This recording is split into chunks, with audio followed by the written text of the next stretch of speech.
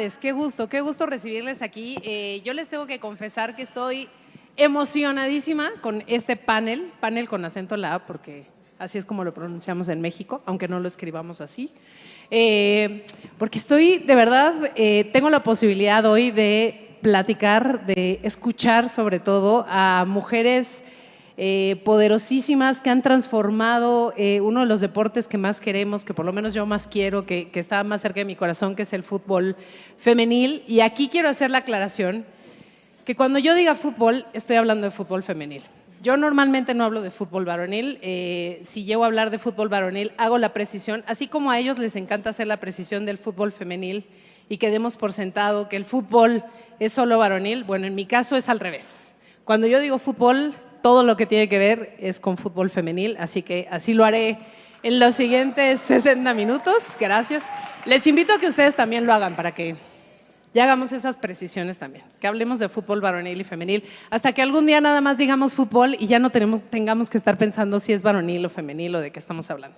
Pero bueno, más allá de eso, pues me da muchísimo gusto, como ya les decía, estar en este panel con estas mujeres tan interesantes, además pues eso, que han revolucionado esta industria. Y bueno, ya las conocieron en el video que acabamos de ver. Y la dinámica va a ser un poco así.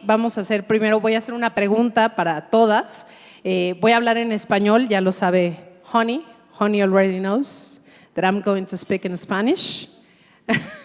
Y ella va a tener la traducción aquí atrás, tratando pues obviamente de escuchar, como ella me dijo que quiere escuchar todo lo que estas mujeres poderosas tienen por decir en español, así que aquí ella tendrá también la traducción.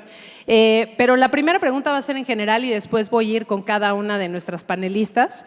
Entonces, la primera pregunta, que esta es para todas ustedes, es ¿de qué manera han visto el cambio en el fútbol femenil? ¿Cómo lo ven hoy? ¿Cuál digamos que es el estatus que le darían en este momento al fútbol en el mundo? Honey, here's the question for you. How do you see football right now? How is it? What has happened since, I don't know, maybe the last 10 years? And how would you evaluate the moment that football is going through? So maybe we can start with you, if you want. Sure, with pleasure. Great. So you finished with the English part? Yes, I finished it. So good afternoon, everyone. It's a pleasure to be here in Mexico City and to be with all these powerful women on the same panel. It's definitely an honor for me. Actually, when we talk about how women's football has shifted, it's a massive shift since it started already. But let's not forget that in 1971 in Mexico, it was called Copa 71 in Mexico. There were more than 110,000 spectators in the stadiums, the biggest so far. So it shifted, yes, in terms of more interest, it's more commercialization, it's more sponsorship, more campaigns celebrating women empowerment, but the visibility is not the same as power. Because until today, the structural organizations are, rolled by men. So as far as the men building up systems and the design is designed by men, it's harder for women to be the decision makers. And that's what we still are struggling to face. And we want that women to be in decision making at all levels. They are on the table, they are part of the discussions.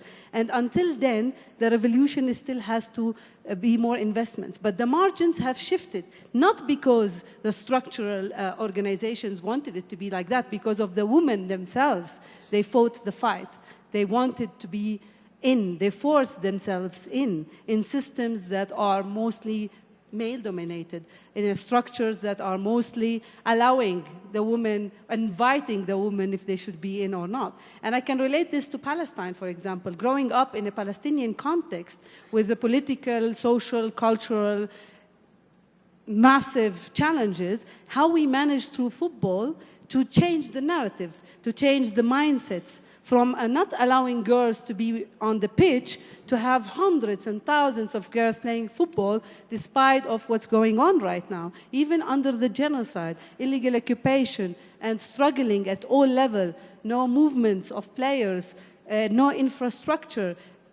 the challenges are enormous. But what we managed through the power of football to transform and to create heroes has shifted the mindset, not just in Palestine, but in Europe as well. You know, because women struggled in Europe at all levels, on the pitch and off the pitch. When I arrived to Europe, I still thought, where are the women in leadership positions? And I thought, oh, I'm coming to Europe, democracy, women's rights, human rights, and I struggled to see the women in leadership positions. So we're talking about still struggling with women in leadership positions, but definitely it's a greater shift from the past. It's still, we have so much to do, but we need the men and the women in the room to ensure that diversity is on a structural level, it's an institutional level, and it's not just by words, by actions.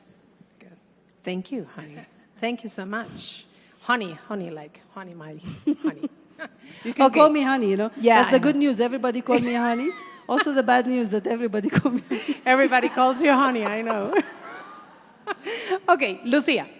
Ay Dios, complementando un poco lo que mencionaba Jone, para no ser repetitiva, yo voy a dar un dato que me gusta siempre compartir y es, el primer partido registrado del fútbol femenino fue en el año 1900, en Inglaterra, cuando se llevó a cabo la Primera Guerra Mundial.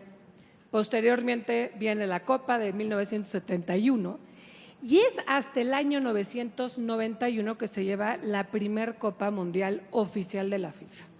Entonces creo que históricamente no ha habido una constancia hasta el 91, ¿no? Donde realmente viene una aceleración del crecimiento del fútbol femenino a nivel mundial, que hoy les puedo decir honestamente es imparable.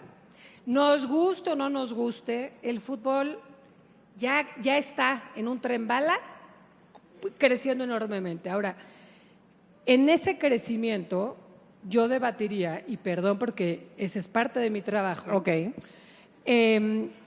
qué tan organizado ha estado creciendo el fútbol femenino a nivel mundial, qué tanto ha sido la parte de mercadotecnia versus visibilidad versus el sostener el negocio del fútbol femenino. Perdón, ahí me sale Te me estás automático. adelantando, Lucía. Ya sé, O sea, bueno, pero quiero, o sea, lo quiero poner así para arrancar tú la ponlo discusión. sobre la mesa, pero créeme que vas a tener tiempo para hablar de esto. Pero el cambio más notorio que yo he vivido es cuando me tocó iniciar algunas cuestiones de la estructura en México, la verdad es que no había mujeres, pero tampoco había niñas que jugaran una estructura oficial. Y hoy creo que a nivel social, a nivel cultural, eso ha venido cambiando, no solo en México, a nivel mundial. Ahí la dejo. Ahí la dejas. Votando. Y obviamente vamos a regresar Venga. contigo para que nos hables precisamente de todos estos puntos que ya pusiste en este caso. Agustín, por favor. Ana, buenas tardes a todos. Creo que saliendo un poco de la historia, que las expertas son ellas, y trayendo más a lo mío, que es de coach, de entrenar con ellas todo el Claro. tiempo, he visto progreso porque, por suerte, se está viendo cada vez más inversiones y más conciencia del entrenamiento. Si voy más al detalle, yo siento que lo que tenemos hoy es que generalmente nos incluyen dentro de la estructura por un deber ser y por una regla de para competir, los hombres tengan que competir en este nivel, tienen que tener fútbol femenino. Te lo tengo que dividir así porque me pasa en mi región y, Sí. y es lo que sucede. Entonces, si me preguntás si hubo una evolución, lo que yo no sé es cuánto creen o creemos en que necesitamos que esa evolución exista y que no sea por un checklist, porque si yo no existo y te lo divido, fútbol femenino, el fútbol masculino puede jugar en mi región la Copa Libertadores, por ejemplo. Entonces, existe el fútbol femenino con el desarrollo de A, B y C, pero para que el masculino exista. Entonces, ahí sí, no sé si veo un progreso desde lo genuino de que quiero que no haya esa diferencia, pero porque es bastante limitada para el uno y para el otro. Claro, que eso creo que es una de las cosas que vamos a debatir hoy, ¿no? Cómo separamos una rama de la otra. Mi querida Marisol, Gracias. cuéntame. Bueno, desde la perspectiva de impacto social, que es lo que tengo bien hacer en Club Tigres, y veo la palabra, si le podemos poner, tú dijiste aceleración, Lucía, yo diría también movimiento. Yo creo que esto también es un tema de cultura, de crecimiento económico, de participación de niñas, mujeres y también de consumo. Y creo que hay una oportunidad enorme que no podemos dejar pasar. Y aquí a través del fútbol es que nosotros podemos hacer crecer estas jóvenes y que se vean inspiradas ahora en estas nuevas figuras de todas estas jugadoras que han tenido una trayectoria impresionante y donde ellas también se pueden ver reflejadas y decir, bueno, yo quiero tener estas oportunidades. Y lo vamos a platicar ahorita más adelante, cómo podemos darles esas herramientas justo para que ellas también se vean reflejadas y que puedan acceder a este deporte, ¿no? Claro. Gracias, Marisol. Amanda. Qué difícil ser la última, ¿no? Bueno, desde mi perspectiva, que siempre ha sido más desde el lado de la futbolista, sí creo que han habido avances significativos, pero cuando yo asumí mi cargo en FootPro, me di cuenta de que habían conversaciones que todavía no se habían puesto sobre la mesa. El fútbol practicado por mujeres es distinto al de practicado por hombres, aunque sea el mismo deporte, porque nuestros cuerpos son diferentes también. Y una de las cosas que yo siempre he dicho que tenemos que hacer es ayudar a los clubes también a ese trabajo de investigación sobre el cuerpo de la mujer y cómo hacer que rinda más. Entonces yo creo que sí hemos evolucionado mucho, hemos llenado, al menos en España nosotros hemos llenado estadios, hemos batido récords, hay más mujeres españolas con balones de oro que hombres españoles y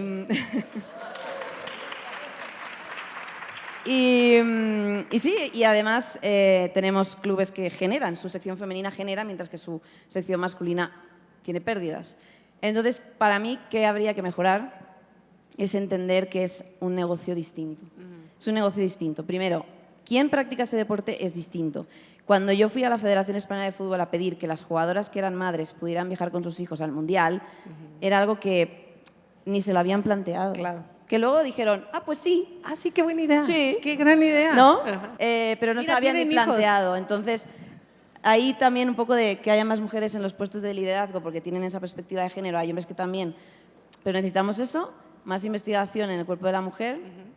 Y lo último que yo diría es también el tema de la sostenibilidad, que lo habéis hablado por aquí. Lo que no podemos permitir es que esto crezca como una burbuja, como queriendo muy, muy, muy rápido que sea como el fútbol masculino, porque no. Tenemos que seguir nuestro propio camino y ayudar a los clubes también a que sean sostenibles y que no tengan tanta carga como tienen algunos de ellos, porque así ellos tienen cargas, luego al final repercute en el rendimiento de la deportista. Claro. Bueno, eso como para enmarcarlo, que son negocios distintos. Creo que eso es algo que tenemos que aprender todas las personas que estamos involucradas de una u otra manera con el fútbol. Y bueno, justamente voy a empezar contigo, Amanda. A ver, tú que cambiaste la estructura en la manera en la que se relacionaban las jugadoras con la federación, cómo vivían su vida como futbolistas profesionales, y además fuiste clave en un momento en un movimiento y en un momento que yo creo que marcó mucho del fútbol en los últimos años, que fue el Se Acabó, ¿no? Ante ese beso no consensuado que yo llamo agresión sexual de Luis Rubiales a Jenny Hermoso. Y al final a mí lo que me gustaría que nos compartieras aquí es cómo cambia la situación de una futbolista que deja de ser solo atleta, y ese solo muy entre comillas, ¿no? Porque además son atletas de alto rendimiento, a pasar a ser agentes, a ser tomadoras de decisiones, a involucrarse, ¿no? A ser no nada más estas jugadoras a las que llevan y le dicen, ay, ahora vas a jugar aquí. ¿Con qué condiciones? ¿Con qué sueldo? ¿Qué prestación? No, de eso no hablamos, solamente vas a jugar aquí. O sea, ¿qué cambia? Y también, ¿qué resistencias surgen cuando hay ese cambio? Bueno, resistencias tuvimos muchas. Al final ellas, cuando, al menos en España, lo que nos pasó es que cuando empezaron a ver que el fútbol femenino se estaba profesionalizando, ellas decidieron crear su propio sindicato para tener también su institución que las representara y hablara en su nombre. Ahí es cuando pues yo me puse a pedir, y pedir. Y ahí nos dimos cuenta de que al principio no gustaba mucho que pidiéramos tanto, que les gustaba más que no lo hiciéramos.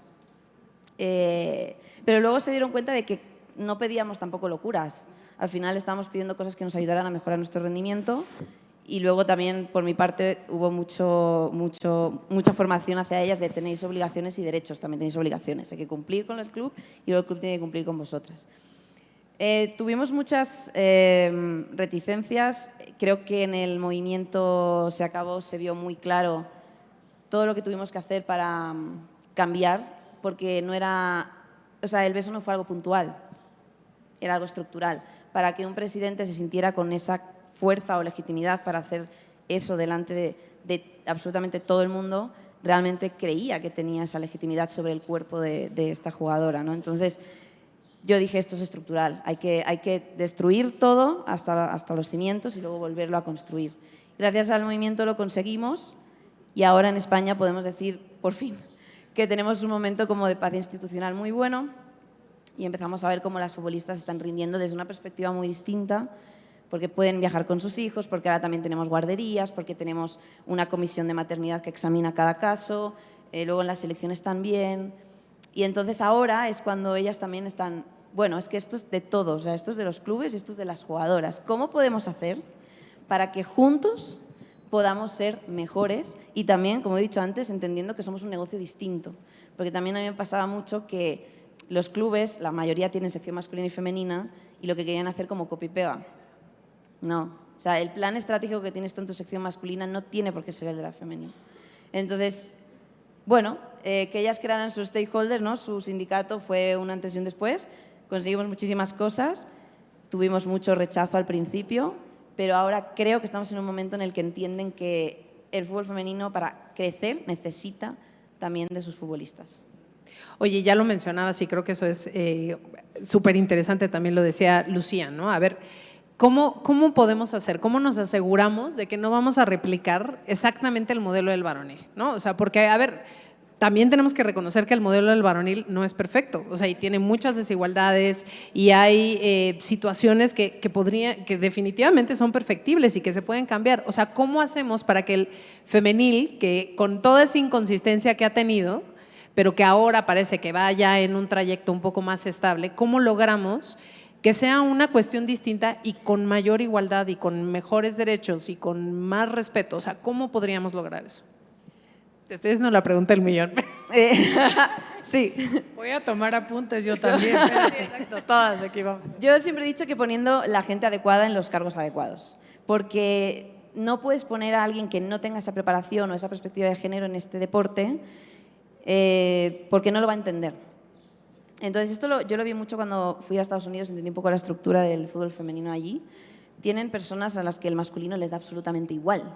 Ellos están en este negocio y es que lo tratan como un negocio. Entonces, yo creo que para que no quieren lograr los objetivos del masculino, exacto, ¿no? ellos, o sea, o que no quieren ser la copia del masculino. Exacto, ellos juegan a su juego y ya está. Y creo que eso es lo que tenemos que hacer nosotros. Para eso tenemos que contratar a los mejores expertos, da igual que sean hombres o mujeres. Tenemos que tener espacio de negociación. Y obviamente yo no tengo la clave para conseguir todo lo que me has dicho, pero sí creo que teniendo esos líderes que puedan desarrollar esos planes estratégicos, porque al final no tienes ni idea de la cantidad de clubes que no tienen un plan de desarrollo, simplemente sobreviven. Tampoco podemos pretender exigirle a un club tanto si apenas tiene recursos para poder desarrollarse. Y ahí es donde entran también pues, las ligas, las federaciones, otros proyectos paralelos que puedan ayudar a que esos clubes tengan estructura y puedan desarrollar planes para también pues, tener más aficionados, poder crecer, que haya más gente que quiera ver su equipo y que no solo vayan a ver al Barça, porque eso es lo que nos pasa un poco en España.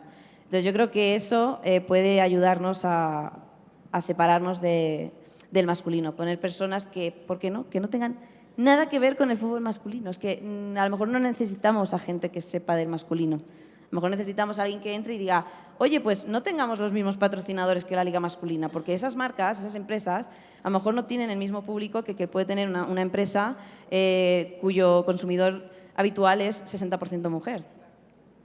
Y ese tecnicismo se ve cuando tú pones a una persona que solo está enfocado en ese negocio. Yo, por ejemplo, en el convenio colectivo, fíjate qué locura, pero lo de prevenir el tema del embarazo, lo de la conciliación, hemos puesto guarderías. Eso jamás se les habría ocurrido a los hombres. Primero porque obviamente se pagarían ellos. Eso también es verdad, porque ganan muchísimo más. Pero lo segundo porque no había esa perspectiva. Y otra cosa que yo hice fue que pusimos en el convenio que a las jugadoras que no tuvieran botas de fútbol, no sé cómo se dice aquí. Botines. Tacos. porque no tenían un patrocinador que sea la liga quien les dé ese material, porque es material de trabajo. Y eso es algo que a nadie se le había ocurrido.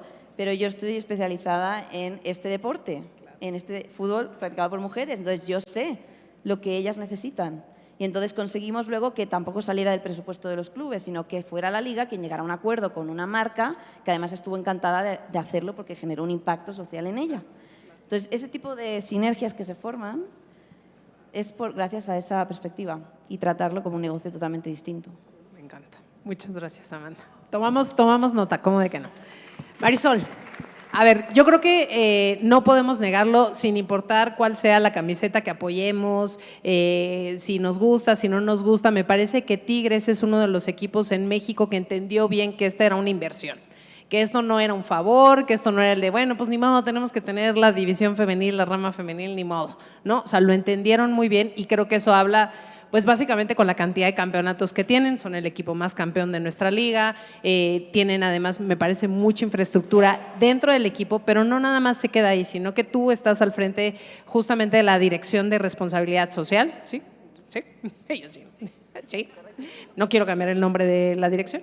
Y en este caso, creo que justamente lo que hacen es no quedarse solamente en la cancha. Entonces, me gustaría que nos platicaras precisamente eso. ¿Qué es lo que hace Tigres como, digamos, como una buena práctica que podría pues replicarse, esta sí, para poder tener un impacto en la sociedad y en la gente, no nada más, digamos, cercana al club, sino en toda la gente, en este caso, de una ciudad como Monterrey e incluso en toda la República? Gracias, Paulina. Pues sí, me da mucho orgullo, la verdad, pertenecer a un club que apoya el negocio femenil y entender desde dónde acciona. Nosotros como Impacto Social tenemos un programa muy importante que se llama Ellas tienen el balón. Queremos regresarle el poder a las jóvenes mujeres en todo México para que tengan acceso al deporte, que puedan ser felices, que puedan encontrarse ellas mismas y que puedan disfrutar de este deporte sin miedos, sin temas de género, sin temas de que aquí no puedes jugar porque eres niña. Y este programa es un programa de fútbol para el desarrollo, tal cual es la palabra, y lo que hace es dar una formación a través del deporte. Hacemos un llamado nacional. Cada año, el año pasado tuvimos grandes patrocinadores apoyándonos detrás y pudimos alcanzar a 150 equipos femeniles de jóvenes de 13 a 17 años de economía o digamos de un background que es poco favorecido, ¿no? A nivel nacional. ¿Qué nos dice esto? Que hay un hambre por querer jugar, que hay un deseo y unas ganas de ser visibles. Al ver que había un club detrás y que todas las marcas que lo representaban empezaron de cero, la mayoría de los equipos no estaban organizados. Entonces, ¿qué es lo que estamos buscando? Es impulsar la base, impulsar esta, porque como bien decía, la burbuja, pues va a haber un momento en que si no hay un pipeline bien estructurado, sólido, pues se nos va a caer en algún punto. Entonces necesitamos voltearlas a ver, voltear a estas jóvenes que tienen todo el deseo y las ganas y darles las herramientas para la vida, herramientas de derechos humanos, herramientas de conocer su cuerpo. Hay estadísticas donde hay muchas jóvenes que desertan porque empiezan a sudar, les empieza a cambiar el cuerpo y decían yo prefiero no jugar, no me siento cómoda, o hay temas de depresiones, de temas de salud mental, su contexto, oye, que si embarazos, como que mencionabas, donde no tienen los apoyos, o temas de estereotipos, de que no puedes jugar, tú ponte a ayudar a la casa, ¿no? Y ayudar a la familia. Entonces, todo eso a través de un programa de 3 meses virtual y un torneo presencial en Monterrey es como le damos la vuelta a esta situación. Y imagínense pudimos atender el año pasado a 1,200 jóvenes, en total llegamos para 3,000, de 28 estados de la República, ¿ok? Estamos 32.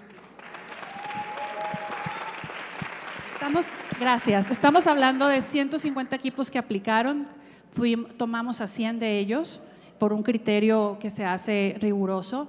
Y lo interesante de todo esto es saber que el 99% permaneció 100% comprometido con el programa.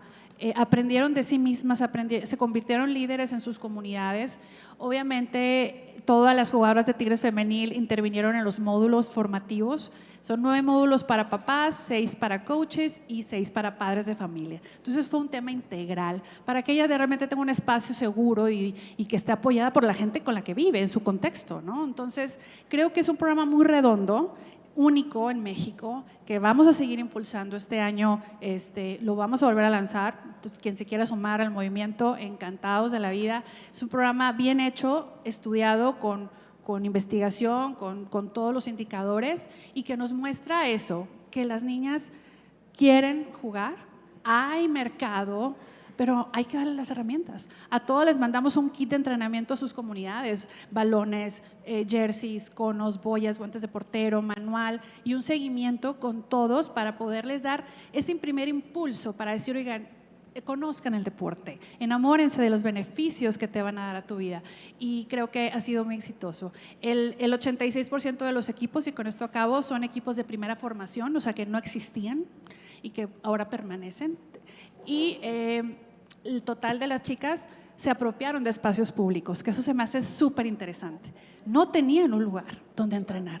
Entonces, teníamos canchas de tierra, imagínense en la playa, en la montaña de Oaxaca, en Guerrero, en Sonora, en todas partes de México, con sus contextos y con sus culturas y con toda esa riqueza cultural. Poder meter este elemento realmente incidió. Entonces, es algo que me apasiona, como pueden ver. Perdón, aquí me quedo, pero lo que le quiero transmitir es que esto de verdad cambia Claro. el mundo. Sí. Oye, y ya lo mencionabas, Marisol, pero sí me gustaría, y va un poco en línea con lo que le preguntaba Amanda, las futbolistas hoy dejaron de ser solamente futbolistas, ¿no? O sea, a mí me parece que el caso de Jenny fue emblemático justamente en ese caso porque pues se convirtió no nada más en una futbolista, se convirtió en la cara de un movimiento, le gustara o no le gustaran. Ella no pidió estar ahí, pero al final se convierten en parte de, ¿no? Y a mí lo que me gustaría saber es si ustedes desde responsabilidad social tienen alguna manera en la que involucren a las jugadoras también a ser conscientes en esta parte, digo, a lo mejor no solamente en ellas en el balón, sino también digamos en otros ámbitos en los que también ellas tengan esta posibilidad de convertirse en estas referentas que podríamos, bueno, que habíamos pedido a gritos, ¿no? Durante tantos años. Si algo me encanta de nuestras amazonas es que todas son mujeres completamente comprometidas con su causa y con su propósito de vida. Todas preparadas, todas con maestrías estudiadas, bien, digo, y con visión.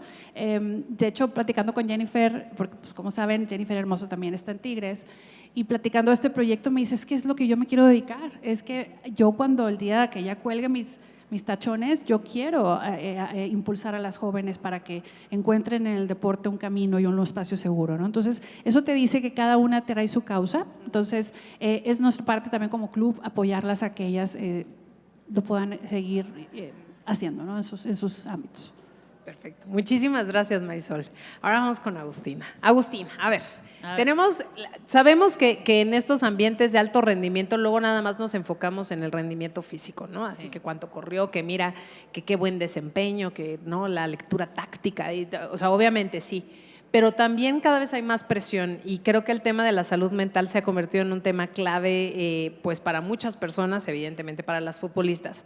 ¿Cómo se adaptan los clubes? ¿Cómo se pueden, digamos, poner al día en cuanto a atender justamente esta parte más psicológica, a darle más estructura?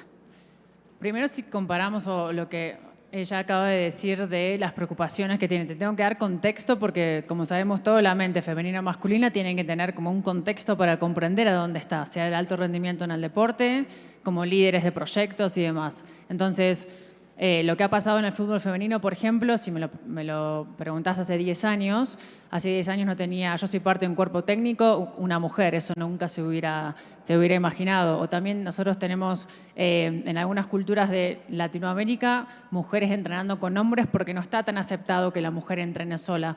Entonces, desde ese punto hasta hoy día, sí empezar a caminar un poco esa aceptación de que somos parte de este cuerpo técnico, que somos parte del fútbol y los clubes de a poco empiezan a comprender que para que yo pueda entrenar, si hablamos de top, de elite, del alto rendimiento deportivo, el ser humano, la mujer, nosotros necesitamos un orden, masculino y femenino, un orden para que yo te diga, ok, vamos a entrenar el foco, ¿sí? Bueno, ¿cómo hago yo para que en un ejemplo que decía Marisol, entrene el foco cuando su foco está, no tengo cancha para jugar, o es de tierra, o no sé dónde voy a ir, o no sé cómo... Si voy a estar segura. Si voy a estar segura, si voy a cobrar, si es un tema económico, ¿se entiende? Entonces, vamos a lo psicológico. Esa es una inestabilidad psicológica que pasado luego al entrenamiento mental es muy difícil de entrenarlo. Entonces, primero, por eso es tan importante que avance el fútbol femenino. Yo lo tomo, como ella dice, diferente industria, yo lo tomo con un deporte diferente. Tipo natación, yo hacía natación, de fútbol femenino y fútbol masculino, son 3 deportes diferentes. Aunque sean similares, pero porque si yo tengo que convencer, porque ahora tenemos que convencer a gente que está o dueños de clubes o a cargo de instituciones de que esto es importante, hay que explicárselo como que es algo diferente para no compararlo, porque es difícil de compararlo. Eso lo aprendí de vos hace muchos años. Pero volviendo a lo que me preguntabas, desde la institución, es para que un deportista pueda estar tranquilo entrenando la parte mental, necesita tener ese orden. Y muchas veces te preguntan desde la cultura por qué le tengo que dar importancia a lo mental. Y yo te pregunto, ¿y por qué le das importancia al gimnasio, a la fortaleza física si solamente jugás al fútbol? No, te dicen, pero porque tenés que estar fuerte para poder responder 90 minutos. Y mentalmente no tenés que estar fuerte para responder 90 minutos con toda la presión. Entonces, te respondí de muchas maneras ahí porque lo mental toca a todas.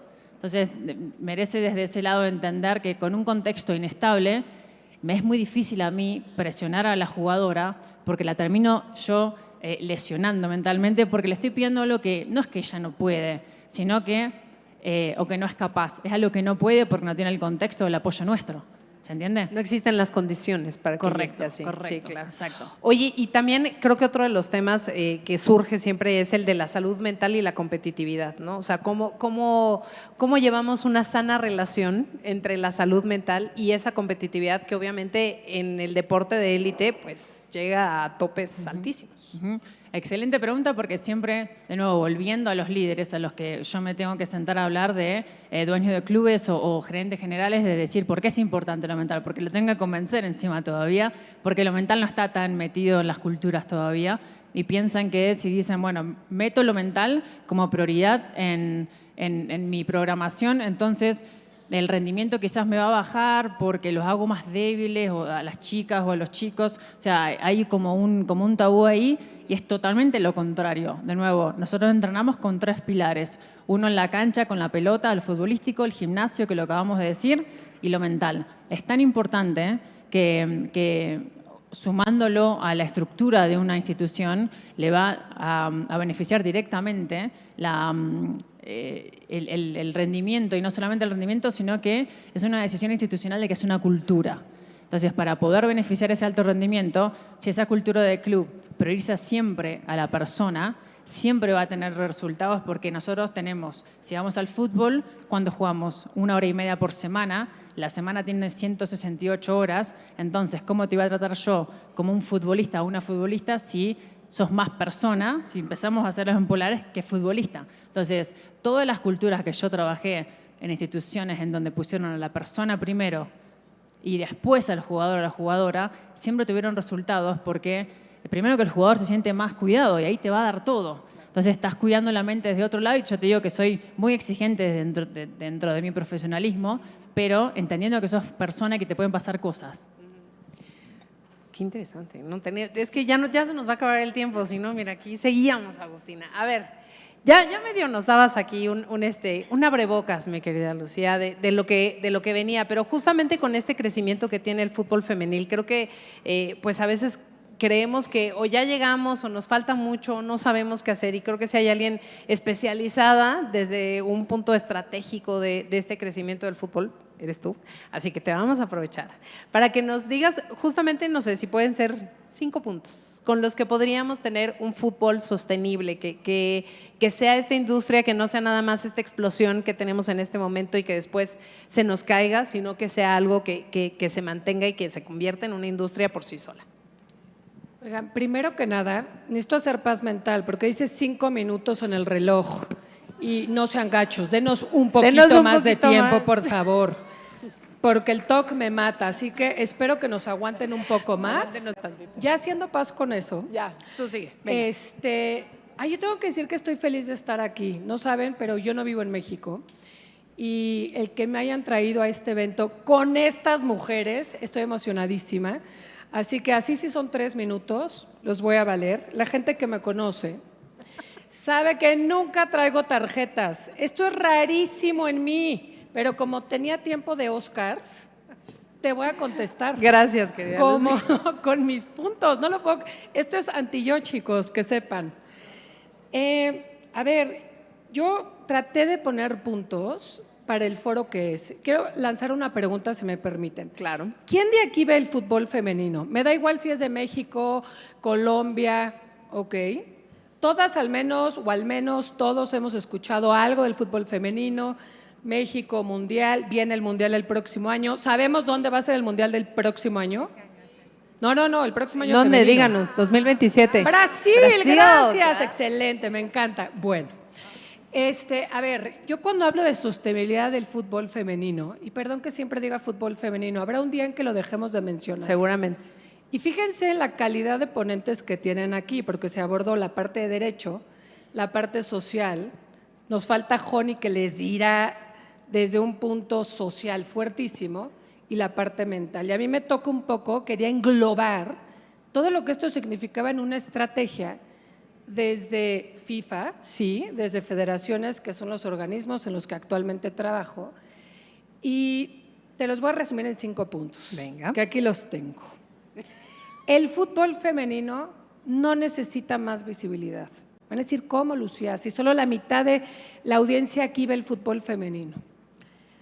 El Mundial de Fútbol Femenino en Australia nos lo demostró, y les voy a decir por qué. Porque en el Mundial se tuvieron 2 billones de personas que siguieron el fútbol femenino y 2 millones de personas que asistieron a los estadios. Lo que sí necesitamos no es la audiencia, sino es la capacidad de ese sistema para capitalizarlo. Qué fregón que veamos todos el fútbol femenino, vientos, ya están en el tren, pero si eso no lo convertimos en dólares, pues tenemos un reto importante.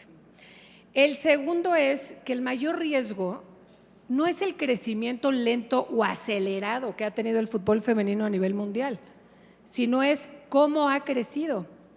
Y me ha tocado ver en muchísimos países, incluyendo México, que trabajamos por silos, de manera desorganizada. La estructura no está conectada. Selecciones nacionales hablan por un lado, los clubes hablan por otro, las jugadoras por otro, las academias por otro. Entonces aquí tenemos un ejemplo clarísimo. Hay un club importantísimo trabajando. Perdón que haga esto, Marisol, pero me estoy dando un balazo yo solita, quiero que lo sepas. Tigres, 150 equipos, y la Federación Mexicana, ¿dónde está? ¿Quién es la entidad que debería de estar regulando el fútbol femenino? Esto es un ejemplo claro del reto de la sostenibilidad del deporte a nivel de pirámide. No hay industria sin producto, y Amanda lo habló de manera perfecta. ¿Cuál es el verdadero producto para comercializar el fútbol?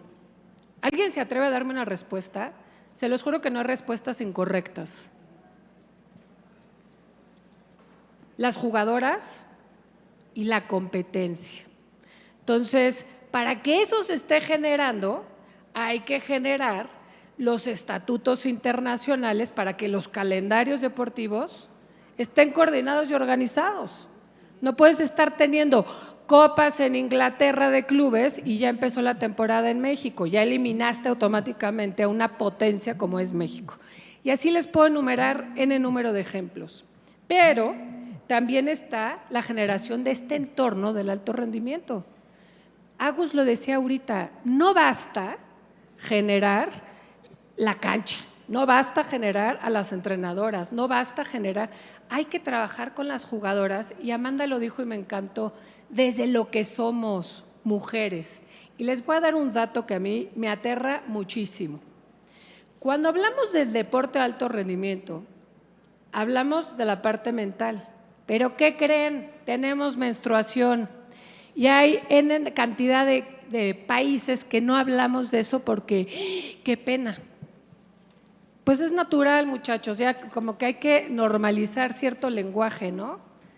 Sí, las mujeres menstruamos y las atletas también. Fíjense este dato. El 100% de la literatura científica que hoy existe sobre el estudio del cuerpo humano del atleta del alto rendimiento, el 96% está enfocado al hombre blanco, 2% al hombre negro y el 2% al cuerpo de la mujer. ¿Sabemos cuál es nuestro tope físico? Para nada, estamos en eso. Y con esto voy a terminar, mi queridísima. Te digo, porque si no yo me lanzo. No, tú muy bien. Yo estoy Hagan súper paz con el tiempo, por favor, porque queda mi amiga. Hay que hacer inversiones en el desarrollo y el desarrollo es la competencia. ¿Queremos que las niñas jueguen al fútbol? Sí, pero para eso hay que invertir en esas competencias. Y por último, el fútbol femenino no se puede construir desde la estructura del masculino. Se tiene que construir no desde el asistencialismo. El fútbol femenino ya se tiene que hablar como negocio. Ya no ayudamos por ayudar porque, ay, pobrecitas niñas que juegan al fútbol. Con todo respeto, ni madres. Las mujeres hoy están aquí para jugar, están para competir y están para cobrar. Y así tiene que ser tratado el fútbol femenino.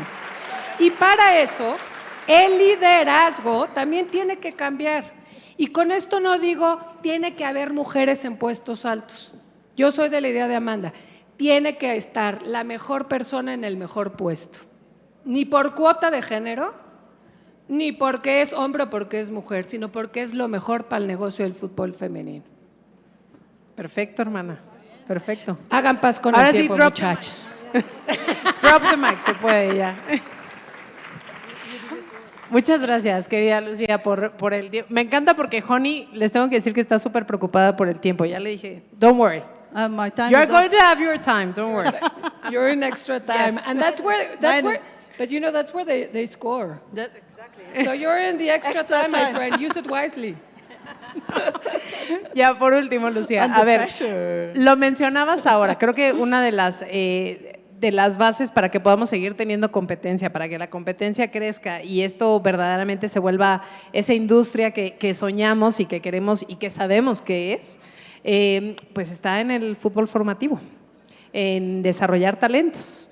Entonces, ¿cómo se ve una desarrolladora de talentos de clase mundial en donde justamente haya inversión? ¿En dónde tiene que estar esa inversión para que tengamos a esos talentos? Pues yo supongo que son chiquitas, muy chiquitas, que empiecen a generar ese fútbol que queremos ver en unos añitos. Ay, a mí me encanta esta pregunta y perdón, soy como Marisol, me apasiona el tema y aquí me encanta ver que hay gente como Ceci de She Wins, que no me está poniendo atención, Ceci pero yo a Valdés, ella sí. te están hablando. Gracias. También está Club América aquí, Clau Carrión, que también trabaja de manera extraordinaria como Marisol. Para mí está un poco en la conexión. Tiene que estar todo conectado en el ecosistema. Necesitamos que más niñas jueguen al fútbol. Mamás y papás de este auditorio. Siguiente pregunta y última de mi parte. ¿Cuántas de sus hijas hoy juegan al fútbol? Ahí vamos. Digo, no, si juegan otro deporte, no pasa nada. Que hagan deporte, es lo único, ¿eh? Pero eso es lo que necesitamos. Necesitamos que más niñas se acerquen a las instituciones a que jueguen al fútbol. Lo que hace Marisol es increíble. Está acercando a las niñas a un lugar seguro. Estas niñas tienen que seguir un camino. Y el camino está de la mano de los clubes profesionales. México es un caso único, tiene una de las mejores ligas del mundo, sin duda, pero si hablamos de otros países en Centroamérica, no van a ver la misma situación. Entonces, ahí las federaciones tienen que generar esos espacios a través de academias de fútbol, a través de alianzas con escuelas públicas o privadas, para que esta jugadora, como en la primaria, terminaste primero de primaria, te vas a segundo, tercero y te vayas graduando. Hoy FIFA ha estado invirtiendo muchísimo dinero en el desarrollo y la detección de talento cuando los clubes no la están haciendo, porque los clubes muchas veces ven al fútbol femenino como un gasto y no como una inversión. Entonces hay que generar esos espacios para que esta jugadora tenga, y con esto resumo todo, no hay desarrollo de talento, no hay desarrollo de un fútbol si no hay competencia. Necesitamos generar las competencias y eso es mucha de la óptica que buscamos tener. Y por último, el talento de un país, y esto lo digo en muchos países, hay países que hoy tienen grandes selecciones nacionales, pero en 4 años, cuando venga el siguiente ciclo mundialista, no significa que lo vayan a tener si no hicieron la base de la pirámide, los cimientos sólidos. El talento es, yo lo describo, y así lo escribe Arsène Wenger, que me encanta, y dice, es un regalo de Dios, literal, y miren que no soy muy religiosa, pero es algo que posees de manera única y que tuviste el espacio para detonarlo, ¿no? Pero eso es esporádico. Entonces, ¿qué tenemos que hacer con eso? Una maquinaria que nos esté generando de manera continua ese desarrollo. Para mí, eso es clave para la sostenibilidad del fútbol femenino y también del talento femenino. Toda esa base. Pues tenemos chamba, tenemos chamba. Okay, now the English part. I'm so sorry. Translation is too fast. It's too fast? I'm so sorry, honey. I saw you. No, You but were I just like… understood everything you said. You said all good, powerful, passionate. I will have to read my questions in Read, English. please. Yes. So it's going to be slower now. Well, you built Palestinian national team under extraordinary political and social circumstances. So how can sport function as a diplomacy tool in a fragmented world, and where are its real limits? Difficult question. Huh? I know. I'm sorry. That's why I had to read it. No problem. Actually, when we say about building a team, we didn't just build a team in Palestine, we built a narrative. So when we formed the first Palestinian women's national team, the first time ever, it was not just about football. It was about visibility, it was about resilience, it was about hope, it was about identity, it's about delivering a different message to the world, a message not about destruction, death, and despair, a message about stories of those girls, of those women who are not just numbers. They have a voice and they have a talent and they have to show it to the world and to be recognized on the global stage. So that was more than just the game itself. But when we talk about the Palestinians' context, sport does not exist in isolation, because it exists under occupation, restriction of movements, political fragmentation, as you mentioned, and now immense human sufferings at all levels. Stadiums have been destroyed, damaged, infrastructure has been damaged, young children, young people, they have no access, they have no opportunities, so the situation is really, really very difficult. And families are also displaced, communities are grieving. So when we speak about sport as diplomacy here, for us it is not theoretical. It's not theoretical at all. Why? When players from Gaza, the West Bank, and the diaspora meet on the pitch, then that is the power of football. Regardless of all the differences, of all the distance, of all the struggles, the unity is powerful here. And that shapes the diplomacy in a fragmented society, actually. Because when we talk about sports as diplomacy, there are 3 ways we are talking in the Palestinian context. First, when we talk about diplomacy here, it's about humanization. It's about talking about human stories. It's about moving the conversation from the headlines to the human stories, the human beings.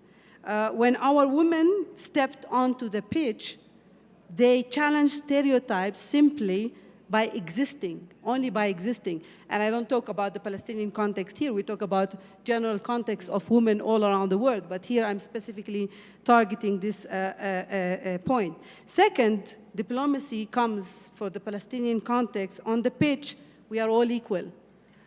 You know, religion doesn't score a goal. Gender doesn't defend penalties. Background does not determine talent. For 90 minutes, there are only merits, discipline, fair play, resilience, teamwork, respect. These are the circumstances on the pitch and the currencies that we cheer for. In a world divided by identity, the only thing that football, it becomes a space where equality is not argued, it's lived. And when we talk about the third point, which is shaping identity, diplomacy, when we talk about diplomacy in football, it's about shaping identity as well. For Palestinian, identity is often debated, you know. Politics is so much involved. There are so many questions wherever we travel around the world, how people are seeing us, how they put us into boxes, they judge us, whether it's being a Palestinian, in my case, Arab, woman, Christian. There are always questions about that. But you know, the identity here matters so much because you know who you are. Football gives the players this identity, give them the recognition, give them the platform. It gave them affirmation as well and the visibility. It told a young girl in Bethlehem or in Ramallah or in other places in Gaza that you are defined by your talent, by your ambition, by your hopes. And that's the contribution. Sport becomes a peaceful expression when we talk about the diplomacy. Now, we just don't have also to be so optimistic because sports yet alone doesn't end genocides, doesn't end war, doesn't stop conflicts. It cannot reopen borders. We struggle a lot at the borders when the girls want to move from one place to another. When the national team wants to play, we never meet in one place. We have to face checkpoints, walls, segregations, restrictions at all levels. Therefore, that's where we cannot say sports can solve all the issues, but it can contribute to determine the stories of those girls. It can give them identity, it can give them recognition where politics didn't manage. So what's happening now in Palestine shows how fragile infrastructure can be. Fields can be destroyed in seconds, but identity cannot be erased so easily. The ideas of representing the people, of standing for something larger than ourselves, it is much more powerful. That is the survival story that women on the pitch can do it. And that's what women in Palestine brought to the level of football, but also all over the world. So here, sport will not solve the conflict, the wars, but it protects something essential, which is dignity, equality, and identity. And that's what was represented on my personal story as well, taking this narrative to the outside world on the global stage, talking it and shaping this, that we can do it and nothing is impossible. Wow. Thank you. I think this is such a great way to end Free this. Palestine, yes. Free Palestine.